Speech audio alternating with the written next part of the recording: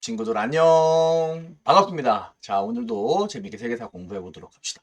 자, 오늘은 어느덧 벌써 시민혁명 세 번째 시간입니다. 오늘의 주제는 프랑스 혁명이 되겠고요. 프랑스 혁명 중에 첫 번째 시간이에요. 프랑스 혁명은 내용적으로 조금 많기 때문에 우리가 두 시간에 나누어 가지고 공부를 해보겠습니다. 프랑스 혁명의 시작에 해당되는 부분이다 생각해 주시면 좋겠네요. 자, 우리 계속해서 시민혁명 공부하고 있습니다. 시민혁명이란 건 뭐예요? 시민들이 혁명을 일으키는 겁니다. 왜? 절대 왕정 시기에 소수가 갖고 있는 권력을 국민들이 나누어 갖게 되는 그러한 개념을 시민혁명이라고 공부를 했고요. 크게 세 가지 나라에 대해서 공부를 하고 있습니다. 영국의 시민혁명, 미국의 시민혁명, 그리고 오늘 프랑스를 공부를 하는데 프랑스의 시민혁명은 가장 대표적인 시민혁명이라고 이야기를 하고요. 프랑스를 우리가 혁명의 나라다. 라고 얘기를 하기도 합니다. 자, 이번 여름방학 때 전 세계적으로 굉장한 이벤트가 있었죠. 자, 바로 파리 올림픽이었습니다. 자, 파리 올림픽을 보다 보면은 이 귀엽게 생긴 마스코트가 상당히 특이하게 생긴 걸 알 수 있어요. 이 빨강 색깔의 이상한 외계인 같이 생긴 오징어인가요? 이렇게 막 팔이 달려 있고 귀엽게 생겼는데 이 파리 올림픽의 마스코트가 어디서 온 거냐? 뭘 보고 만든 거냐? 눈치가 빠른 친구는 옆에 있는 그림을 봤겠네요. 자, 파리 프랑스 혁명 당시에 혁명을 일으켰던 혁명군들이 썼던 그러한 모자에서 이제 영감을 갖고 와가지고 만든 거예요. 보통 올림픽이라고 하는 전 세계적인 행사를 하게 될 경우에 마스코트는 그 나라를 상징할 수 있는 굉장히 상징적인 그런 이미지들을 사용하잖아요. 그런데 프랑스 같은 경우에는 우리 프랑스를 상징할 수 있는 이미지로 혁명의 아이템을 선택한 거예요. 그러니까 그만큼 프랑스 국민들 스스로가 우리들은 혁명의 나라다라고 하는 거에 대한 어떤 자부심이 있다. 우리가 이렇게 생각을 할 수 있겠네요. 좋습니다. 프랑스 혁명의 배경부터 프랑스 혁명 초창기 까지 그 다음에 프랑스 혁명의 과격화 그리고 마지막에 프랑스 혁명의 끄트머리에 등장하는 나폴레옹까지 총 4개의 단계로 수업을 진행을 해볼 건데 그중에 앞부분으로 오늘 진행을 해보도록 하겠습니다. 자, 프랑스 혁명의 배경 먼저 가도록 하겠습니다. 프랑스 혁명은 왜 일어났나? 우리는 프랑스 혁명의 배경을 보통 세 가지 정도로 요약을 할 수 있습니다. 첫째, 구제도의 모순, 둘째, 계몽사상, 셋째, 미국 독립혁명의 영향이다. 이렇게 얘기를 할 수 있겠네요. 앞에서부터 하나하나 설명을 해보도록 하겠습니다. 먼저 구제도의 모순입니다. 자, 모순이라고 하는 건 뭐예요? 뭔가 맞지 않아서 잘못되어 있는 상태를 우리가 보통 모순이라고 표현을 하잖아요. 근데 뭐가 모순이래요? 프랑스의 구제도, 제도긴 제도인데 구제도, 오래된 제도에 뭔가 문제가 있는 상황이다. 이렇게 정리를 할 수 있겠네요. 자, 그럼 프랑스의 오래된 제도는 뭐에 대한 이야기냐? 프랑스의 신분 제도에 대한 이야기입니다. 자, 우리가 중세 유럽 세계의 신분 질서에 대해서 이미 공부를 했습니다. 제일 위에 성직자가 있고요. 그 아래 귀족이 있고요. 일반 나머지 사람들은 제일 아래 일하는 사람이다. 우리가 이렇게 얘기를 할 수 있었을 것 같습니다. 자, 프랑스가 발전을 하면서 사회가 발전해 나가면서 사회적인 모습은 많이 변했어요. 그런데 이 신분 질서라고 하는 것은 여전히 변하지 않고 오래된 제도로서 프랑스 사회에 남아 있었다. 이런 얘기를 하고 싶은 겁니다. 자, 무슨 얘기냐? 자, 우리가 1신분, 2신분, 3신분이라고 얘기했을 때 가장 위에 있는 성직자와 귀족은 프랑스 전체에서 차지하고 있는 비율은 굉장히 적습니다. 인구로 따지면 2% 정도밖에 안 돼요. 하지만 이 사람들은 사회의 지도층으로서 세금을 면제받고요. 관직을 또 독점합니다. 그 다음에 프랑스 내의 모든 부를 독점했어요. 전체 인구의 2%가 프랑스 내의 땅 중에 절반 정도의 땅을 보유하고 있었다고 하니까 경제적인 불평등 역시 심했던 거 알 수 있지요. 반면에 대부분의 사람이 해당되는 제3신분, 평민 같은 경우에는 세금은 굉장히 많았지만 그럼에도 불구하고 관직에 진출할 수 있는 부분에는 제한이 있었다. 그래서 98%의 프랑스인들은 세금만 많이 내고 관직에는 못 나가. 그러니까 정치에 참여할 수 없어. 자기의 목소리를 낼 수 없는 그런 상황이었다. 그래서 우리가 이걸 풍자화로 표현을 하자면은 제3신분이 1신분과 2신분을 업고 가는, 짐을 짊어지고 가는 그러한 상황을 우리가 표현을 할 수 있을 것 같습니다. 자, 좀 더 살펴볼게요. 자, 이 신분 질서가 실질적으로는 어떤 모습을 띠고 있었냐? 자, 1신분이랑 2신분, 3신분이 있는데 이 제3신분 안에서도 어떤 사람들이 등장하냐? 시민들이 발전했다고 우리가 얘기를 했습니다. 중세시대 때 말기로 가면서 시민들이 발전하고 절대 왕정을 거치면서 시민들의 계층이 더욱더 성장했다고 지난 시간에 얘기를 했을 거예요. 자, 제3신분 평민들 내부에도 어떤 일부 사람들은 상공업에 종사하거나 금융업에 종사하거나 법률 전문가가 되는 등 해서 약간 어느 정도의 계층이 상당히 좀 높아지고 있는 사람들이 등장을 했습니다. 조금 잘 나가는 사람들, 돈도 조금 갖고 있는 사람들이 등장을 한다고 했어요. 자, 이런 사람들을 우리가 어려운 말로 뭐라고 부를 거냐? 프랑스 말로 부르주아지라고 부르게 됩니다. 재산을 축적한 시민이라고 할 수 있어요. 자, 그러니까 이 부르주아지들은 뭐예요? 내가 돈도 조금 있어요. 그 다음에 사회적으로 나 금융업 뭐 은행에서 잘 나가고 법률업 뭐 변호사 이런 거예요. 법관이에요. 그러니까 사회적 지위도 높아요. 하지만 나는 제3신분이라고 하는 이유의 하나로 1신분과 2신분의 차별을 받고 있는 거예요. 나의 권리가 어떻게 보면 제한당하고 있는 거예요. 자, 이 부르주아지들이 뭐다? 프랑스 혁명의 주인공입니다. 제3신분 중에 약간 조금 레벨이 있는 사람들을 얘기를 합니다. 이 사람들이 얘기를 합니다. 사회적 지위에 맞는 권리를 달라. 지금 1신분, 2신분, 3신분이라고 하는 이 신분 질서는 옛날 오래된 제도다. 이 신분 질서로는 우리의 권리를 보장할 수 없다. 이것이 우리를 가로막고 있다. 이것은 잘못되었다. 라고 주장하는 게 제3신분 부르주아지들의 이야기고요. 이러한 모순적인 상황이 바로 프랑스 혁명의 배경 첫 번째가 되겠네요. 자, 두 번째 배경은 우리가 계몽사상이라고 얘기를 할 수 있습니다. 계몽사상 우리가 지난번에 배웠죠. 자, 여러 명의 계몽사상가들이 있었는데 대표적으로 루소 같은 사람들이 있었잖아요. 루소 뭐예요? 사회 계약론. 우리 사회랑 정부가 어떻게 되어 만들어져 있냐? 인간들이, 국민들이 사회 계약을 했기 때문에 만들어진 거다. 그렇기 때문에 국가의 주권은, 국가의 권력은 누구에게 있다? 국민에게 있다. 주권, 재민. 자, 그러니까 인구의 대부분을 차지하는 제3신분, 98%의 숫자를 차지하는 제3신분들은 자기들이 권력을 갖고 있지 않다고 느끼겠죠? 이것은 뭔가 잘못된 거다라고 하는 생각을 할 수 있게 된다는 겁니다. 자, 바다 건너 세 번째 배경, 미국 혁명의 영향입니다. 이 무렵에 미국에서 무슨 일이 일어났냐? 아메리카 대륙에 있던 영국 식민지들이 영국과의 전쟁을 통해서 승리하게 되고요. 독립을 쟁취하게 됩니다. 아메리카 사람들의 권리는 아메리카 사람들이 보장하겠다라고 하는 이런 것들을 보면서 프랑스 사람들 역시 영향을 받았을 겁니다. 그래서 우리는 프랑스 혁명의 배경 세 가지를 구제도의 모순, 그 다음에 계몽사상, 그리고 바다 건너 미국 혁명의 영향이다. 이렇게 정리를 할 수 있겠네요. 자, 그럼 지금부터 본격적으로 프랑스 혁명의 과정을 한번 살펴보도록 하겠습니다. 자, 당시 프랑스 혁명의 상황, 1789년 당시 프랑스의 상황은 일단 왕은 루이 16세예요. 그리고 루이 16세의 부인이 그 유명한 마리 앙뚜아네트 되겠습니다. 1789년 프랑스 같은 경우에는 루이 14세 때부터 이어졌던 전쟁, 그리고 왕실의 사치, 이런 문제 때문에 빚이 굉장히 막대했습니다. 루이 16세가 태양왕 루이 14세 다음 왕이에요. 그러니까 절대 왕정이 이루어지고 있는 와중에 왕실의 지출이 너무나 컸던 거예요. 그리고 우리가 지난 시간에 공부했지만 미국이 영국과 독립전쟁을 하는 와중에 프랑스가 영국을 견제하기 위해서 또 미국을 지원해 주기도 해요. 그러다 보니까 얼마나 많은 돈이 들었겠어요. 자, 이러한 상황에서 이러한 금전적인 문제를 해결하기 위해서 루이 16세 당시의 왕이 무엇을 소집하게 되냐? 3신분회라고 하는 프랑스 내부의 전통적인 회의를 소집하게 됩니다. 자, 눈치 빠른 친구들은 제목에서 이미 눈치를 챘겠지만 3신분회, 세 가지 신분의 대표들이 모여서 의논을 하는 회의입니다. 1신분, 2신분, 3신분이 되겠네요.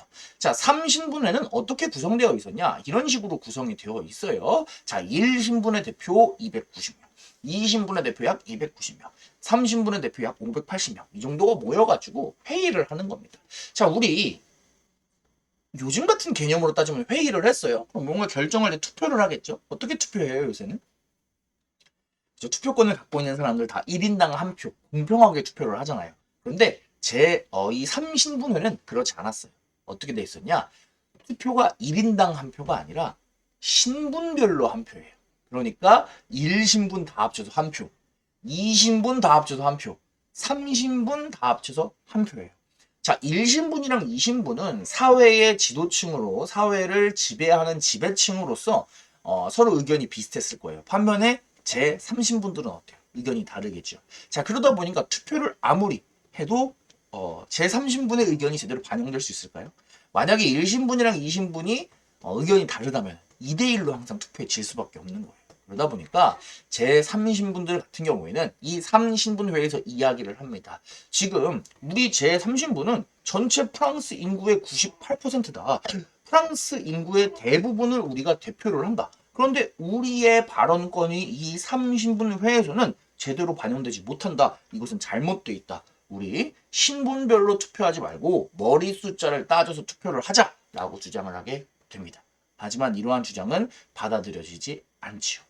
자, 결국에 제3신분들은 이러한 3신분회를 따르지 않기로 결정을 합니다. 이들은 회의장을 박차고 나와서 3신분회, 3부회를 무효라고 주장을 합니다. 그리고 제3신분만이 오직 국민의 참된 대표로서 우린 국민을 대변할 수 있는 진짜 의회, 3신분회는 진짜 의회가 아니야. 국민의 의견을 진짜 반영할 수 있는 제3신분의 의견을 반영할 수 있는 진정한 의회를 만들겠다라고 주장을 하게 됩니다. 그 의회를 우리는 어려운 말로 뭐라고 부르냐? 국민의회라고 부를 거예요. 그리고 이 국민의회를 만들고 새로운 헌법을 위해 싸우겠다라고 사람들끼리 모여가지고 맹세를 하는 이 사건, 우린 이 장면을 뭐라고 부를 거냐?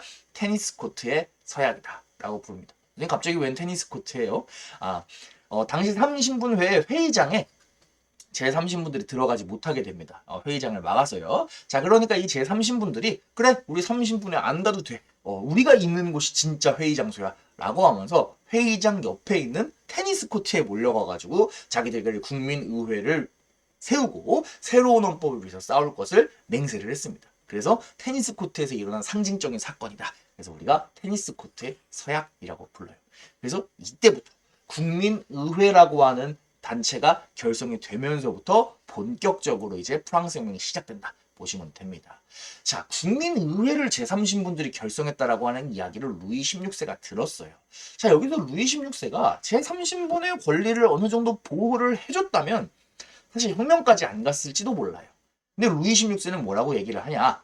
국민들은 짐의 통치를 받을 뿐 자기들 스스로 통치하려고 해서는 안 된다라고 주장을 합니다. 전형적인 절대 왕정 스타일의 발언을 한 거죠.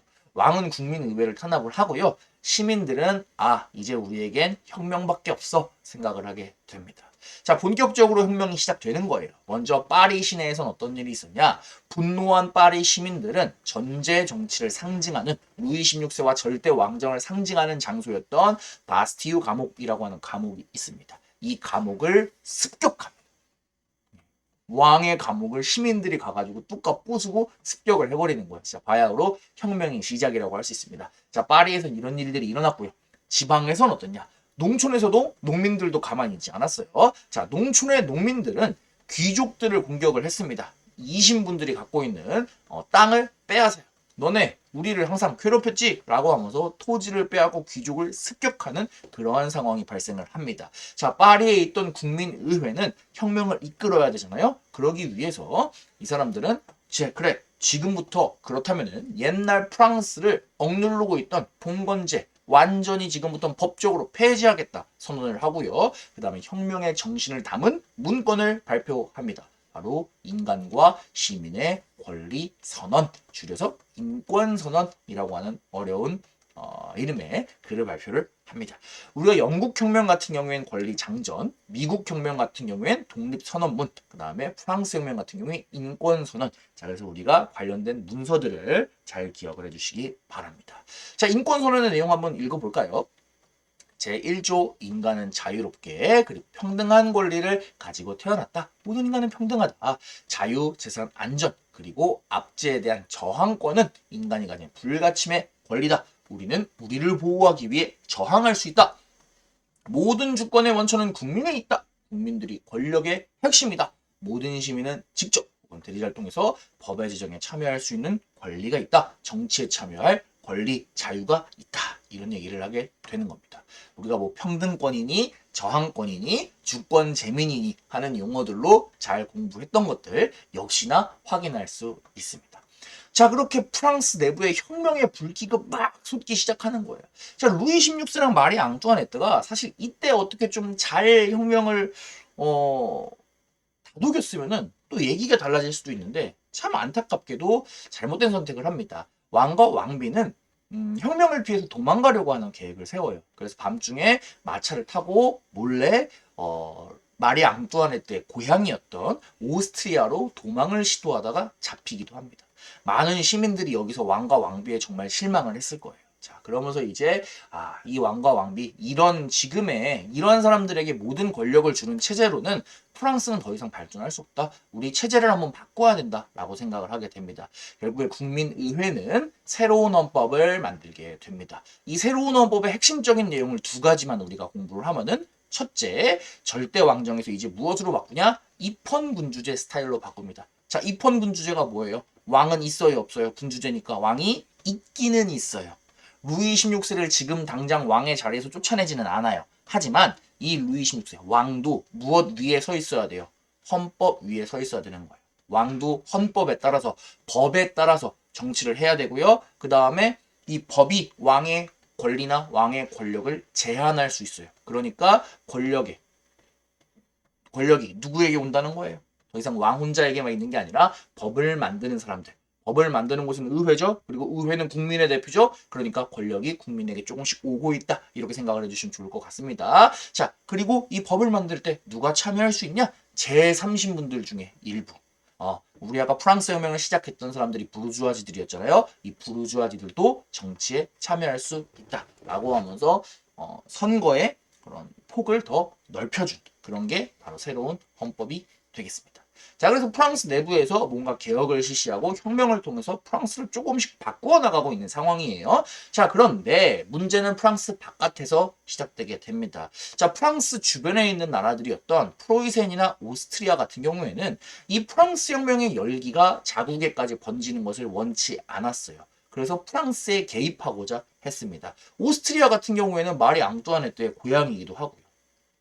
자, 그러다 보니까 이 프로이센과 오스트리아의 압박에 대항을 해서 지금 혁명 프랑스 같은 경우에는 안 되겠다. 얘네들이 오면은 우리 혁명 무너진다. 우리 얘네들이랑 전쟁할 수밖에 없다. 라고 생각을 하게 되고요. 결국에 프랑스 혁명을 두려워한 프로이센과 오스트리아 같은 주변 국가와 혁명 프랑스 사이에 전쟁이 벌어지게 됩니다. 우리는 이 사건을 혁명 때문에 일어난 전쟁이다. 라고 해서 보통 혁명 전쟁이라고 얘기를 해요. 전쟁이라고 하는 건 어마어마하게 커다란 일이잖아요. 그죠? 그래서 이 전쟁이 발생하게 되면서 프랑스 혁명이 조금 더 다른 방향으로 좀 흘러가게 돼요. 우리 그 스토리는 다음 시간에 한번 연결을 해보도록 하겠습니다. 여기서 한번 살짝 끊어갈게요. 자, 오늘은 프랑스 혁명 첫 번째 시간이었습니다. 프랑스 혁명의 배경 세 가지를 살펴보았고요. 프랑스 혁명의 초반부를 살펴보았어요. 삼신분회라고 하는 전통적인 회의를 소집을 했는데 이 회의는 제3신분 부르주아지들의 의견을 반영하지 못했어요. 국민 대부분을 대표하는 그 회의가 아니었던 거예요. 그렇기 때문에 제3신분들은 무엇을 만들었다? 국민의회를 만들게 되고요. 파리 내부에서 사람들은 바스티유 감옥을 습격하고 지방 농촌에서는 농민들이 봉기를 일으키는 등 프랑스 혁명이 본격적으로 불타오르기 시작을 합니다. 국민의회에서는 혁명의 정신을 담은 인권선언이라고 하는 문서를 발표를 하고요. 새로운 헌법에서는 왕의 권력을 제한하는 입헌군주제 헌법을 만들게 됩니다. 제3신분들도 정치에 참여할 수 있게 헌법에서 보장을 하고 있고요. 자, 이렇게 프랑스 혁명이 불타오르자 주변에 있는 국가들은 프랑스를 압박하기 시작했고요. 그 과정에서 혁명 전쟁이 발생했다더라. 까지 우리가 정리하면 좋겠습니다. 좋습니다, 친구들. 오늘은 프랑스 혁명 첫 번째 시간이었고요. 우리가 다음 시간에는 프랑스 혁명 두 번째 시간으로 만나보도록 하겠습니다. 친구들 수고 많았어요. 안녕.